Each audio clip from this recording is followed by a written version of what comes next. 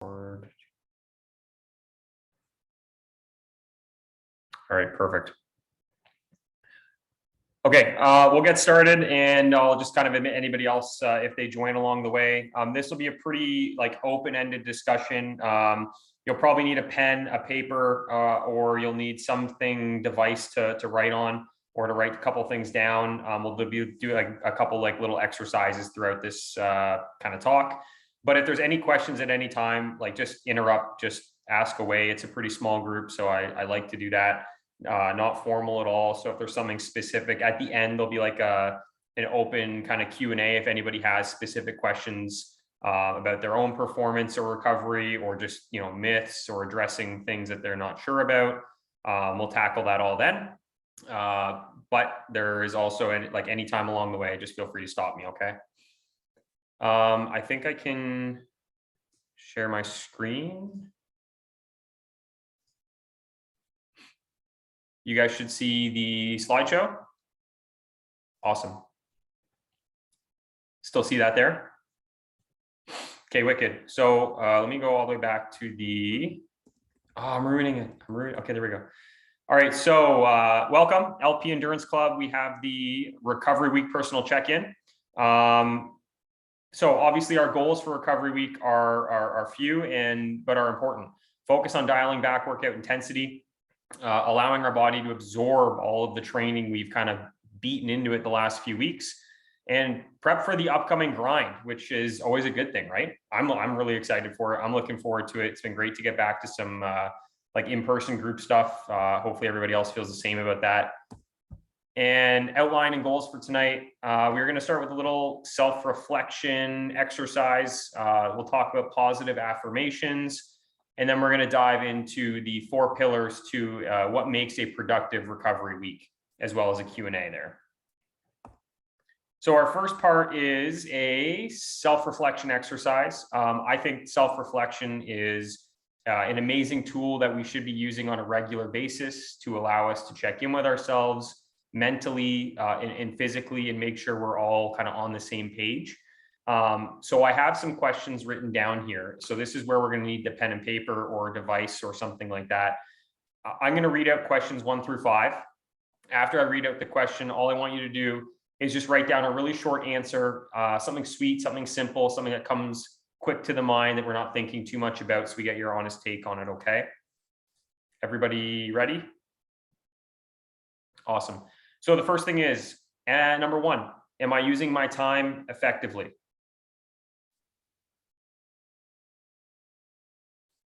Number 2, am I waking up in the morning ready to take on my training?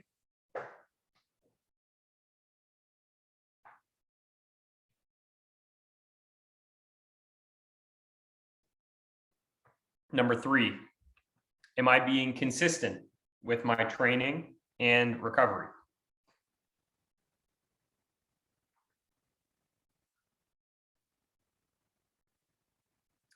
Number 4, this one's a personal favorite of mine.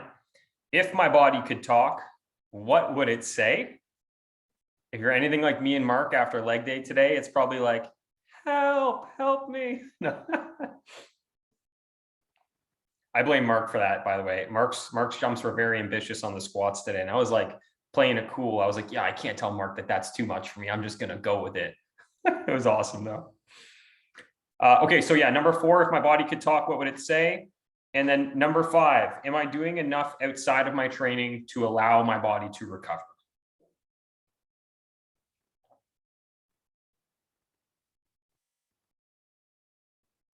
I'll just give everybody just a second there before we move on. Jay's writing a thesis with his background there. No, I'm just kidding. So now we go to the next part here. Just take a moment, think about your answers. Do you feel good about what you have written? Is there something you've written down or you've thought about in the last couple minutes there that you don't feel good about? Is there something you could be doing differently to improve how you feel about your answers, if there's something that you don't like to see? So just think about those things as we go on through, just sort of stoking the fire and getting the ideas flowing here throughout this webinar here. And with that, we'll move on to our positive affirmation exercise. So a positive affirmation is a statement that's used to challenge a negative or unhelpful thought. And we know that it's very direct, that mental health directly impacts our physical health as well as our performance. We know this. It's hard to have a good physical health without having a good mental health, and vice versa, especially when it comes to athletic performance. We need to make sure our body is sharp. We need to make sure that our mind is sharp as well. So what I'd like to do here with the group is for each person to write down 3 positive affirmations about yourself. And these should be in the form of I am blank. And the blank should be one word, and this should be describing yourself in your current state. So for example, I wrote, I am strong. And I didn't fill in the other 2 yet. I'm going to do that as we do this here as a group. So just take a minute, write down 3 positive affirmations about yourself in the form of I am blank. Try to use one word if possible.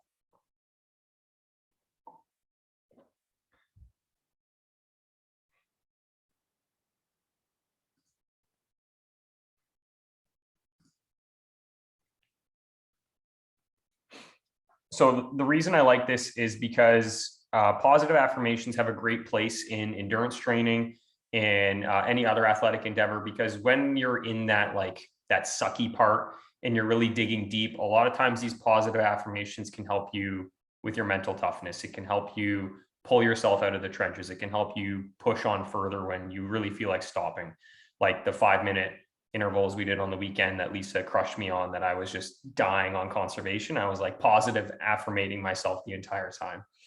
So yeah, this is a webinar, but it's also self-deprecation for me. No, I'm just kidding. So I want you to remember the 3 words that you wrote down and use these as a mantra for your success. So my examples I wrote down for myself were strong, driven, unstoppable. These are 3 words that I'm always cycling through my head when I'm in a tough run, when I'm in a really hard interval on the bike, or when I'm doing something my body wants to give up and I don't want to do that 10th rep, but I'm here for it anyways. Crank the music. And I always think about these 3 words for me. Those are the 3 things always cycling through my brain. And your words will change, as you go through your training, as you continue to become a better athlete. But the idea is here that you're using something small, something brief, and something concise you're using to just give yourself that little mental spark to kind of push yourself through the next leg of your training. Okay. Sounds good. Now that we've gotten that out of the way, 4 pillars of recovery. I was going to make it 5, but I think 4 is just geometrically better. So we're going to go with 4 pillars of recovery: nutrition, sleep, movement, and mental. So we'll start off with nutrition. Okay. I've chosen to focus on a few things here specifically for nutrition. The first one is I challenge everybody who's attending here or maybe watching a recorded version later to consider tracking your macronutrients for a week, specifically protein and carbs, as well as fats. Now, with protein, there are some minimal intakes, which is like the bare necessity to survive and function optimally. And we have our athletic requirements, so which I would classify most of the people in this group as, which is we're trying to hit about 1 to 1.1 grams per pound of lean body mass. So that's not including fat mass. So for example, if we take a 150-pound male at 10% body fat, fat mass would be 15 pounds, lean mass would be 135 pounds. So estimated protein would be 135 to maybe 150 grams of protein per day. Now there are apps you can use like the Carbon app or the MyFitnessPal app or other tracking apps if you choose to try to track your macronutrients. I put this in as a challenge because I work with a lot of athletes who say, oh yeah, I know what I'm hitting. I've been doing this for years. I have no problem. Sorry, just trying to admit one person here. A lot of people who are like, oh, I've been doing this for years. I have no problem hitting what I'm trying to hit. I eat intuitively, like we're good. But when they actually break it down and they track things, they notice deficiencies, they notice holes or gaps in their nutrition. Protein is almost always number 1. And we're almost often under eating what we should in terms of a protein intake, especially from an athletic requirement. So one thing to consider here and an exercise that you can use over the next week is challenge yourself to hit what your recommended protein intake would be on a regular basis over the next week. and see if it makes a difference on your recovery. We know that protein is a building block, of your muscle structure and so many other functions in your body. And when we run 23K on the weekend, or we do all these crazy endurance things, we're using up proteins, and it's important to replenish those sources to allow us to have a long and healthy endurance season, especially to avoid injuries and avoid other things. So protein would be number one for nutrition, okay? Numero 2 would be hydration. So general hydration requirements, you want to be taking in, depending on body size, mass, and gender, anywhere from 2.5-ish to 3.5-ish liters of fluid per day. Now, fluid would include things such as other fluids like hot chocolate or coffee or tea or other things outside of water. But specifically for your water intake, unless you want to become a human raisin, we should be using the formula on the screen there to get a rough idea of what you should be taking in a day. So you basically take your weight in kilograms, you multiply that by 0.033, and you'll get a rough idea of a water intake. So for a 68 kilogram individual, you would have about 2.25 liters per day of water. And that would be not inclusive of what you might consume during training. That would not be inclusive of things like coffee, tea, and other things like that as well. But that's just a general what you should be consuming in water in a day, because our muscles are about 75% water. And we talk about proteins. Well, proteins love water, and they are both in muscles, and they're both really, really important for our recovery, okay?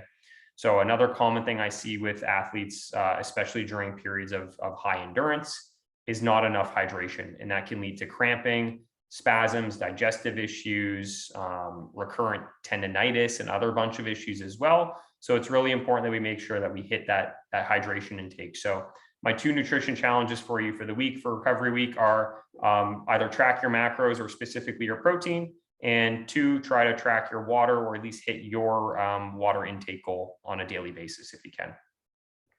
Any questions so far? We're rolling okay? Lovely, lovely.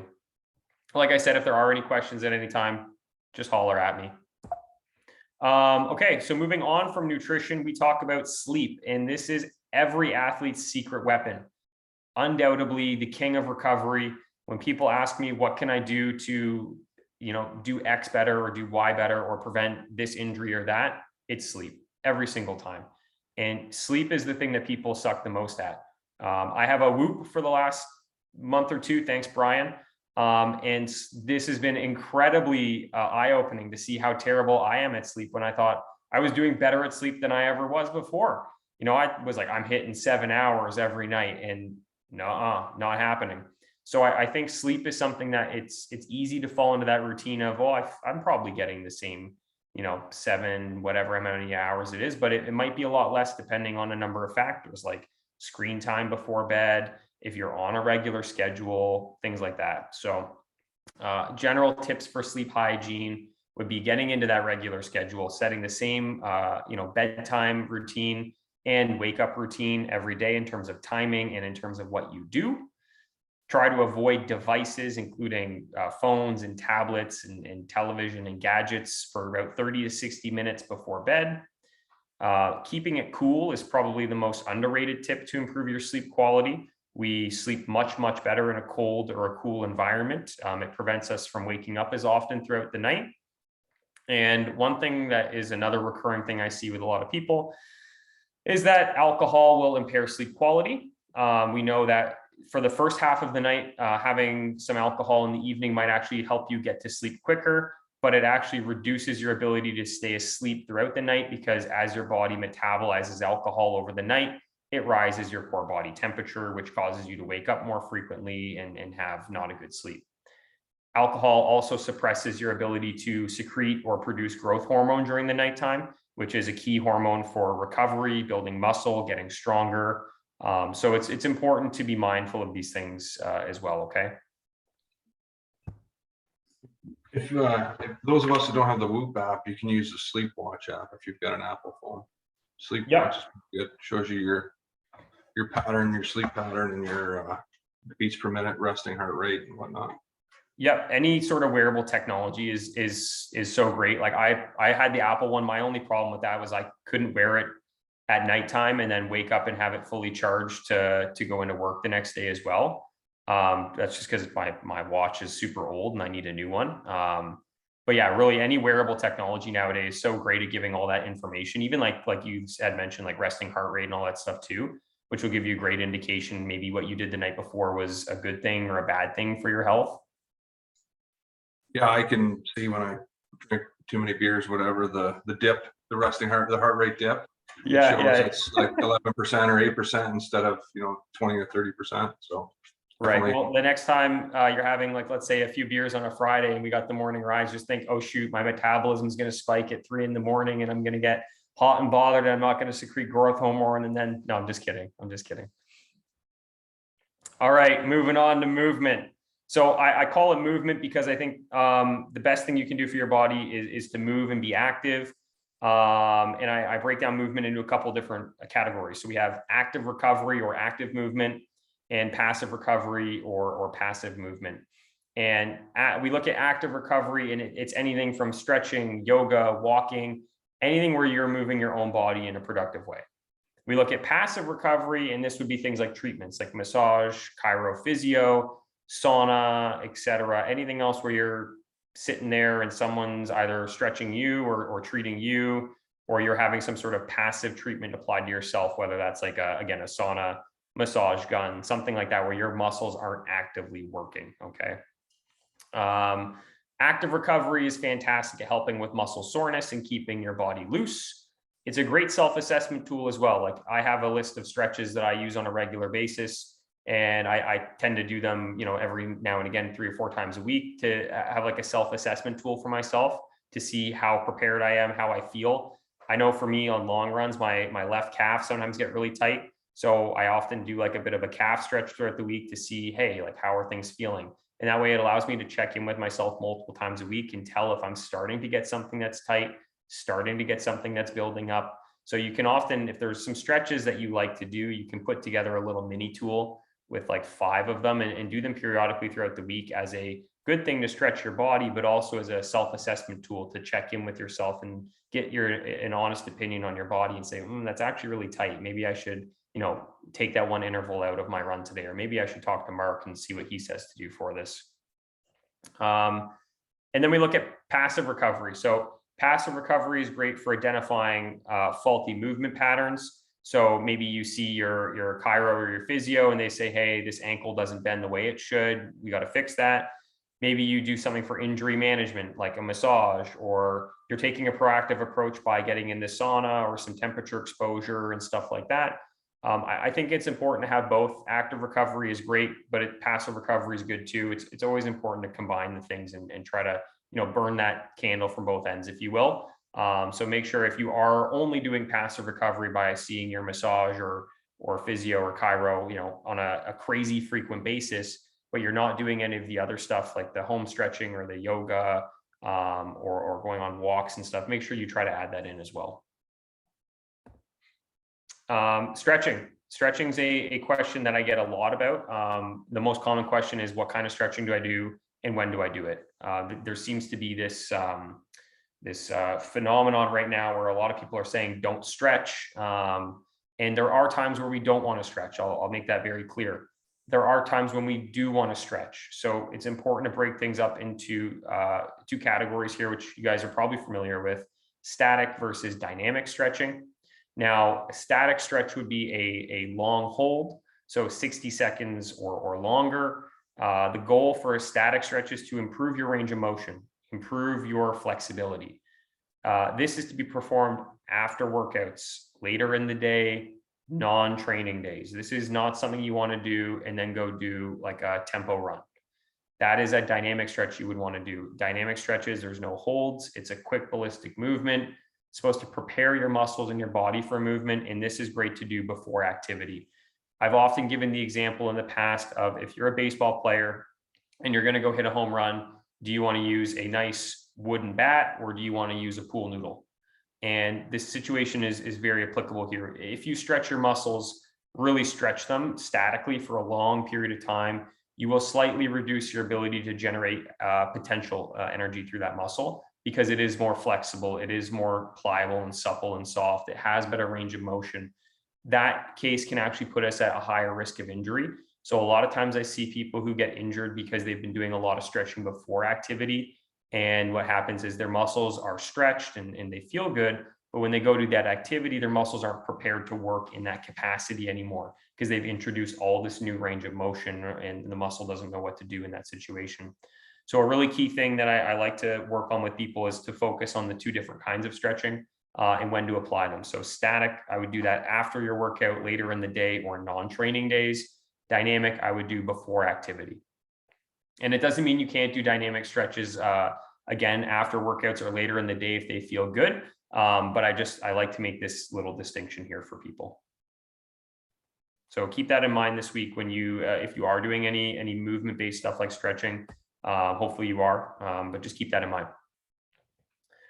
So we talk about the mental health affects our physical health and performance, like I said before. And this is pretty short and sweet because it's very independent and it's very dependent on each person and unique and individual.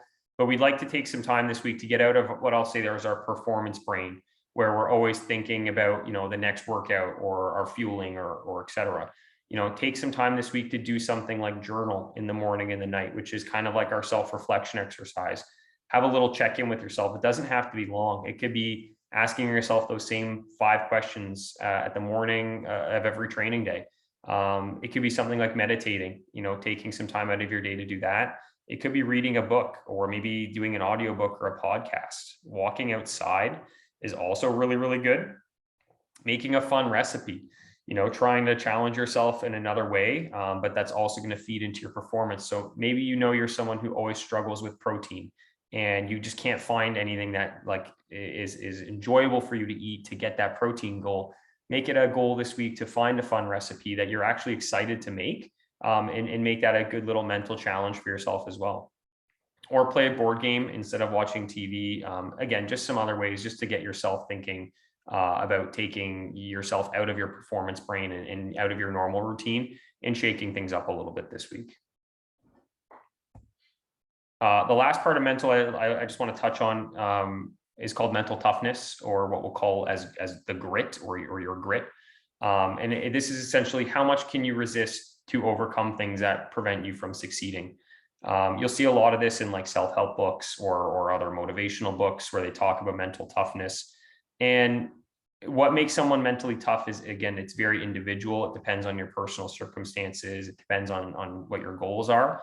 But there's 3 main things you'll see every person who you define as a mentally tough person have. And that's a clear goal, that's consistent effort, and that's doing the important things first. So making it a priority this week to focus on your training, but also making it a priority to take recovery week in full stride and be intentful with everything you do. I would rather you be intentful with and focused and dialed in on one element of your recovery than just kind of, dabble in a couple of them. So that would be one thing to consider there, and be consistent and have a clear goal. And that's where I think the self-reflection stuff has a little bit of a thing to lend here, is identify something that maybe you haven't been great at doing over the last couple of weeks, make there a goal to change there for the second half of this phase of this season, have a consistent effort, and then make sure we get those important things done. Again, just touching on that a little bit more with mental toughness, it's built through our small physical battles, not the race. It's about habits. It's not about motivation. The people who are mentally tough are consistently performing and being, again, consistent every single week, and making sure that they're hitting those goals and they have those clear goals established, not necessarily about how much motivation they have. It's about getting back into the routine if they've fallen out of the routine. So if you're someone who had a great routine going and you're kind of 1 month into the new year and things are tapering down a little bit, make sure you get back on board this week. Use this week as a way to kind of rekindle your fire, recenter yourself, and jump back into it.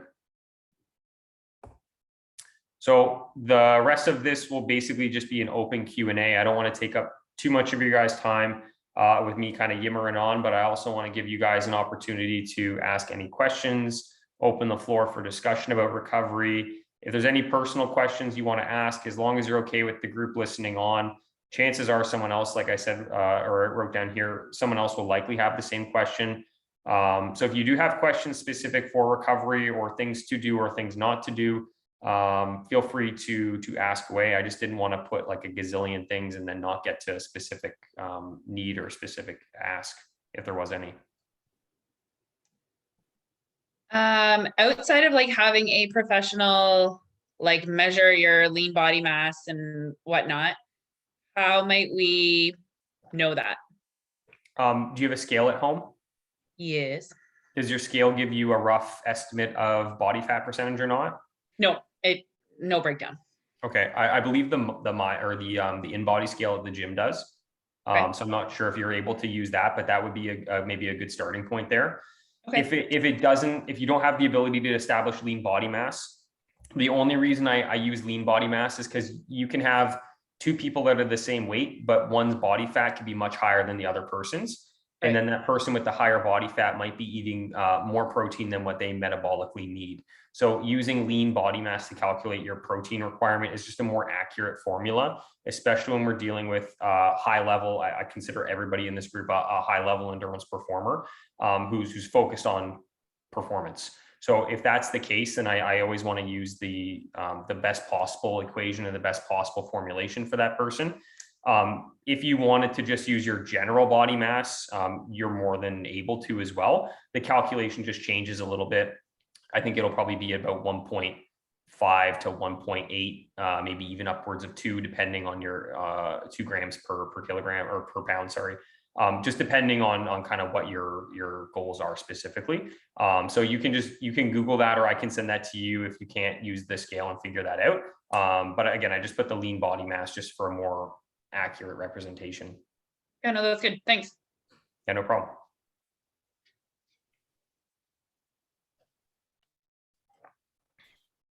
Question about hot and cold dunks. Yep. When's the best time to do that? You know, after a workout, pre, on the weekend when you're not doing anything, so like an ice bath, hot tub, that sort of thing. Yep, great question. I'm a big fan of heat. I think the research, like in the academic world, is split. There are some people that say that ice is better, and then some people say that heat's better. The original like documents, it said to rest, ice, compress, elevate. That's been disputed quite a lot in the research. What we're actually finding is the movement in the heat is generally more important. Now, there are some caveats to that. Like if you go and sprain your ankle really bad, or you blow up your knee after a bike or a run, you might want to put some ice on there for a comfort level. In terms of just general body application, after workout, your body's pretty hot, so you don't really need to add in any more heat specifically. If you're looking at just general contrast therapy or just getting some heat into your body at any point in time, there's really no specific guideline or recommendation. I usually just go off of what people like. What do you like better? Some people I know prefer to heat up their bodies before activity. Some people I know, I'll get them to do heat before bed because it gets them more relaxed and gets their muscles loose before sleep. Some people, if you get them to do heat before bed, like a hot tub, they find that it actually prevents them from having a good sleep for some reason. So really, Jay, it ultimately just comes down to whatever you find beneficial for yourself. So it's a really terrible answer, but the research would point us to really nowhere to give you much guidance with that. So it's usually, again, what do you prefer and what do you feel is best for you? Like I know for myself, I always like to warm up a little bit before activity. So I'm probably going to wear heavier clothing to get my body warm, or I might do an Epsom salt bath or just a regular bath or a hot tub if you have access to that. And then after my training, I probably won't do anything. And then maybe in the evening, if I'm feeling tight, I might revisit the heat again, maybe an Epsom salt bath or a hot tub or a sauna or something like that. And then on non-training days, I would say it doesn't really matter. As long as you're getting that stimulus in, it's probably providing the same benefit, whether it's, before or after or morning or night. Thanks. So sorry, it's not like the most direct answer there, Jay, but we don't really know, again, is kind of the gist of it. I know it's, you confirmed a few things, so thanks. Maybe some reassurance you're probably doing the right thing, hopefully. Yep. Yeah, Good. sounds like. wanted to ask about pain. So after running, sometimes I feel some pain, but I think I wonder, is that normal to have, just like sore muscles, after a long bike and then a quick run or something like that, you feel something. So when is it, like, at what point is it time to go see somebody professional, or at what point is it just, okay, I'm just sore from the workout? Like I'm assuming by Wednesday I'll be sore from squat day today because of just doing something I haven't done. So I'm trying to get a gauge for what's acceptable level of pain and what's crazy. Yeah, that's a really, really good question. I was hoping somebody was going to ask something along that line. So there's a couple things. Oftentimes I give people like the stoplight analogy, where we have green, yellow, and red. Green light pain, or we'll call it discomfort, is anywhere from like 0 to 3 out of 10. Yellow light pain is from 4 to 6 out of 10. And then that red light pain is from 7 to 10 out of 10. And I always get people to use this classification system because it's a quick thing you can do to check in with yourself. Excuse me. So let's say you're on a run, you're doing some hill work or some tempo work, and your calf starts to get sore, and you just do a quick check-in with yourself. Okay, maybe it's a 2, maybe it's a 3.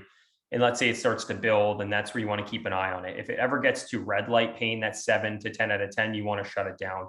I don't want athletes pushing through that because it's never going to lead to positive outcomes. You're probably just going to have a really crappy workout, and you're just going to get it done and potentially injure yourself. In terms of day-to-day training, it's expected you're going to get sore. That's the whole point of what we're trying to do, right? Like, we're basically abusing our bodies for, physical gain and to boost performance and endurance. Everybody is different. So for example, you mentioned squat days, you're probably going to feel it by Wednesday, sorry. Some people's muscles respond quicker. Some people's muscles respond slower. This depends again on things like hydration, depends on things like protein intake, depends on things like your active recovery, like your stretching, your yoga. What I would say to that is, you'll get to know your body. Most athletes have been getting to know their body by this point. You'll generally know when something's wrong, is what I'll say. But that being said, if anything lingers for more than I would say, like anywhere between like 2 to 3 days, then that's where I would say you might want to actually see somebody about it, or maybe try to address it yourself before seeing somebody about it.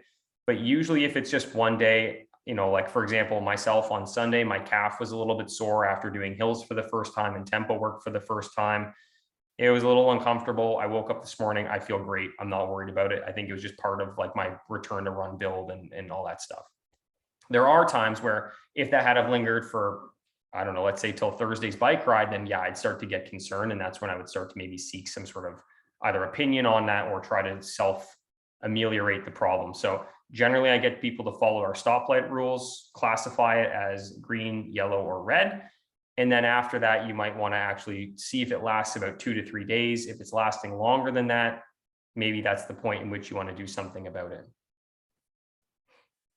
Does that answer your question at all, James? Yeah, that's good. Thank you. Yeah, no problem. No problem.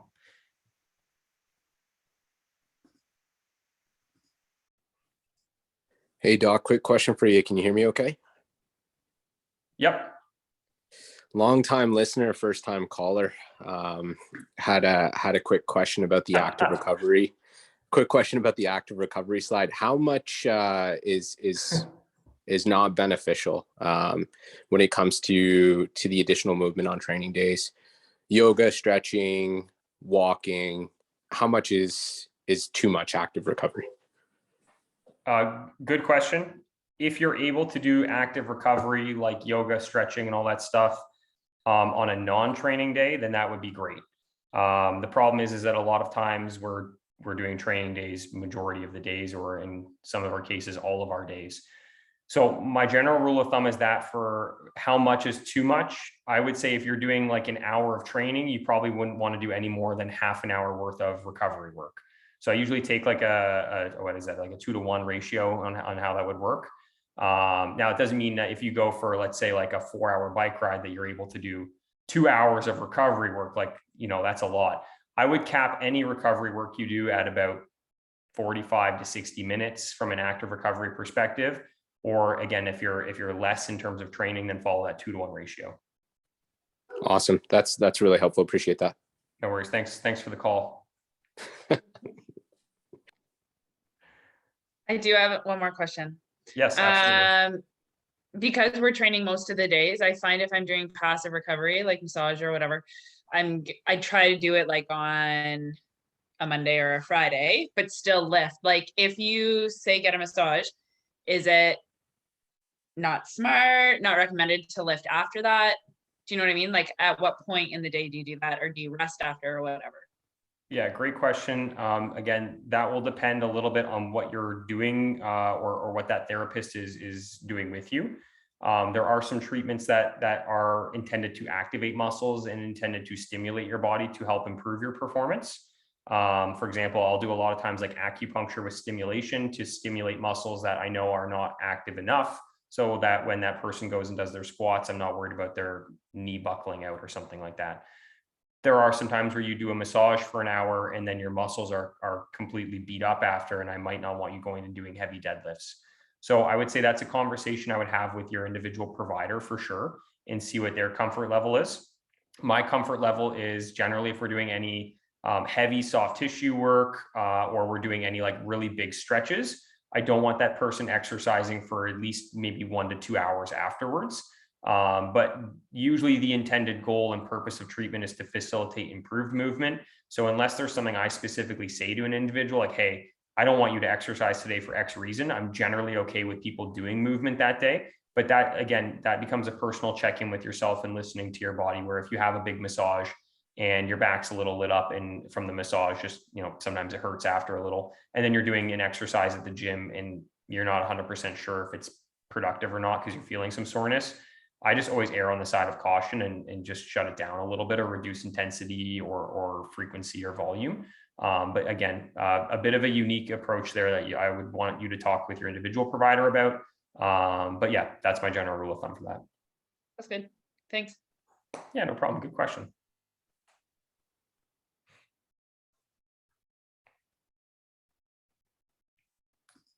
Question pool has run dry.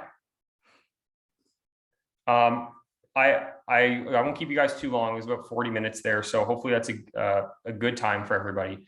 The email is on the screen here. therapy@lpfit.ca is the email you can reach me at through Limitless.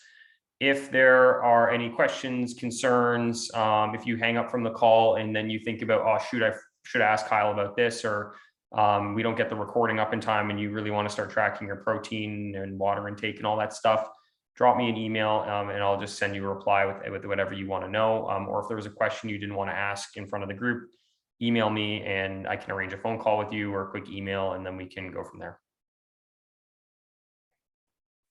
Thanks, guys. Thanks for tuning in. Hopefully that was helpful for everybody. It was a good check-in for myself as well. I'm excited for recovery week. Hopefully that means our VO2s, Mark, aren't too bad tomorrow morning. Only like 15 seconders, so I think you guys will survive. Nice. Short and sweet. And yes, Jay, you are a high-level endurance performer, my friend. I see you filled out the rest of my roster here. That was perfect. All right, guys. Thanks so much for joining me. Really appreciate that. Bye. Thanks. Thank Okay, see you guys. See you in the morning. Great. Thanks, Doc. That was awesome, buddy. Thanks, guys. See you later.